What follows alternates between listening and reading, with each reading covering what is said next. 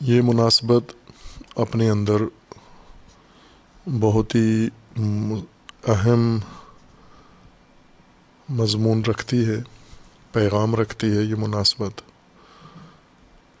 دراصل اس مناسبت میں جو کچھ رسول اللہ صلی اللہ علیہ وآلہ وسلم نے اللہ تبارک و تعالیٰ کے حکم کے مطابق و فرمان کے مطابق اعلان فرمایا ہے ولایت امیر المومنین علیہ الصلاۃ والسلام کا، جو خصوصیت زمانی ہے جس موقع پر بیان فرمایا ہے، وہ اس کی اہمیت کے لیے کافی ہے۔ یہ ایک دلیل ہی، ایک پہلو۔ ایک طرف سے زمانی خصوصیت یہ ہے کہ رسول اللہ صلی اللہ علیہ وآلہ وسلم نے اپنی حیات مبارک کے بالکل اختتام پر آخری ایام کے اندر یہ اہم اعلان بیان فرمایا ہے، اور پہلے لوگوں کو اس بابت آگاہ کیا ہے۔ آخری حج اپنی عمر مبارک کا انجام دیا ہے،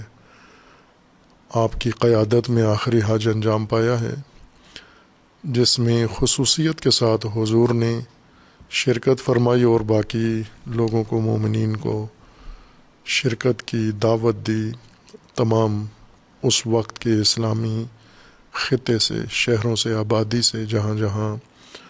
مسلمان اس وقت تھے، موجود تھے۔ اور اس حج کے اندر، آخری حج کے اندر، حضور نے مجموعی طور پر 4 مفصل خطبے بیان فرمائے ہیں، مختلف مقامات پر، مینا میں، عرفہ میں اور دیگر مقامات پر، اور آخری خطبہ میقات پر بیان فرمایا ہے، میقات جوفہ میں، جہاں اس علاقے کا یا اس جگہ کا نام غدیر خم تھا۔ غدیر خم یعنی ایک ایسا گھڑا جہاں پر پانی بارش کا اکٹھا ہوتا تھا، اور جغرافیائی طور پر یہ جگہ صحرا ہے، آبادی نہیں تھی، آج بھی نہیں ہے اور پہلے بھی نہیں تھی اس میں آبادی، لیکن اس کی خصوصیت یہ تھی کہ مکہ سے آنے جانے کے لیے یہ ایک چوراہا تھا۔ مختلف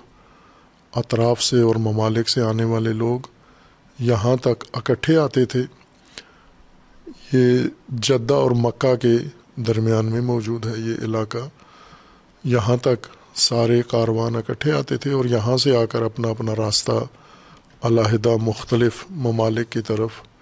لے لیتے تھے۔ اہل شام یہاں سے شام کی طرف چلے جاتے تھے، اہل عراق کی جانب جاتے ہیں، اور اہل حجاز یا اہل نجد یہاں سے اپنے راستے جدا کرتے ہیں۔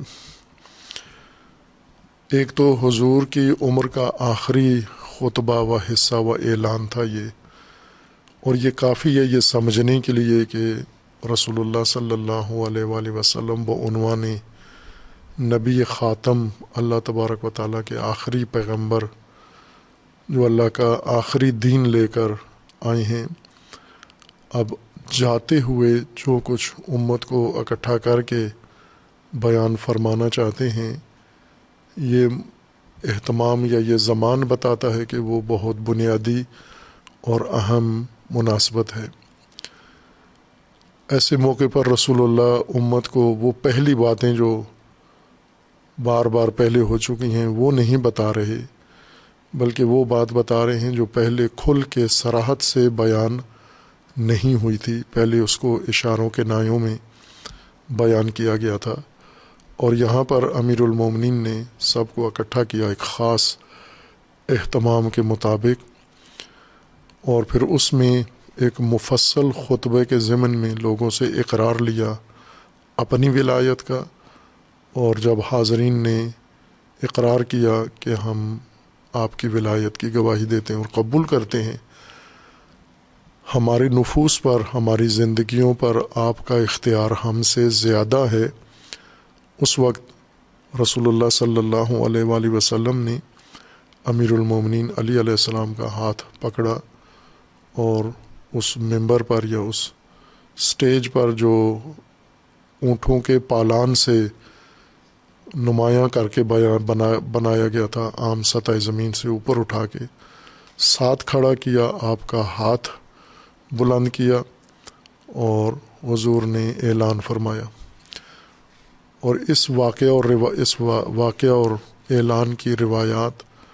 مسلمات میں سے ہیں، بلکہ ایک آدھ سے کہیں متواتر ہیں، شیعہ روایات میں موجود ہیں اور سنی روایات میں معتبر کتابوں کے اندر یہ روایت موجود ہے. اور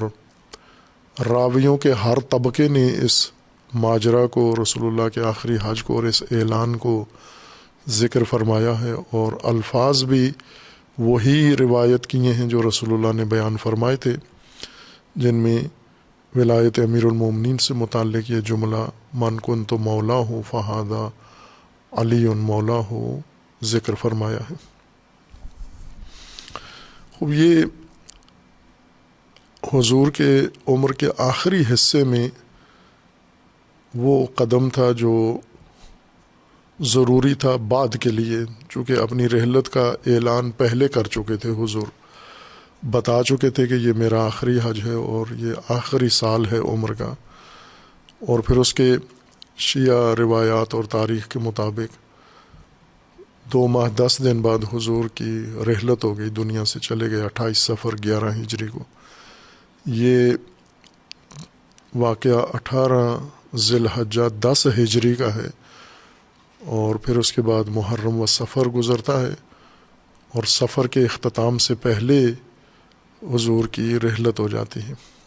تو بالکل آخری ایام میں حضور نے کمال صحت و سلامتی کے ساتھ یہ اعلان فرمایا ہے،